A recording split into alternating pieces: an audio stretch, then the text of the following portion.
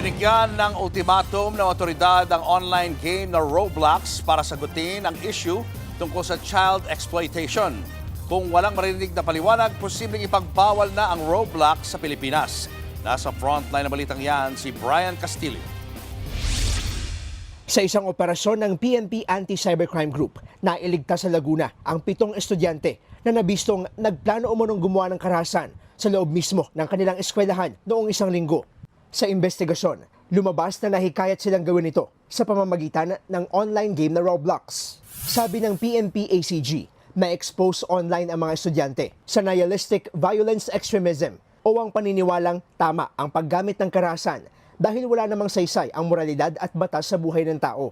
Dahil sa nangyaring ito, pinag-aaralan na ng Cybercrime Investigation and Coordinating Center o CICC na patawan ng ban o ipagbawal na sa bansa ang gaming app na Roblox.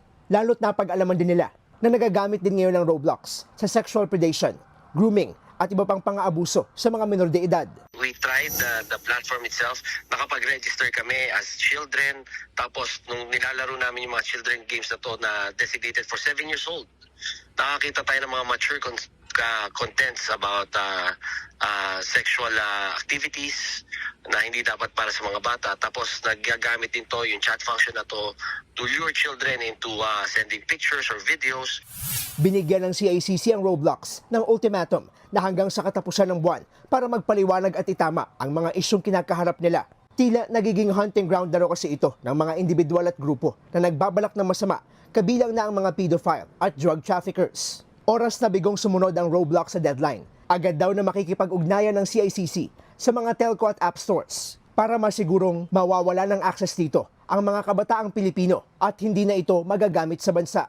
Nahaharap na rin sa kabi-kabilang reklamo ang Roblox sa ibang bansa gaya ng Amerika. Ang PNP, mas pinaigting ang monitoring sa mga online gaming application para matukoy kung ginagamit ang mga ito sa mga gawaing kriminal.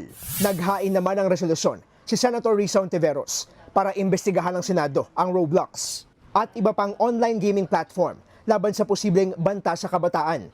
Sa ngayon, wala pang opisyal na pahayag ang Roblox. Nagbabalita mula sa frontline. Brian Castillo, News 5. Mga kapatid, Cheryl Cosing po. Maging maalam at may pakialam sa mga napapanahong issue at headlines. Mag-follow at mag-subscribe na sa social media pages ng News 5.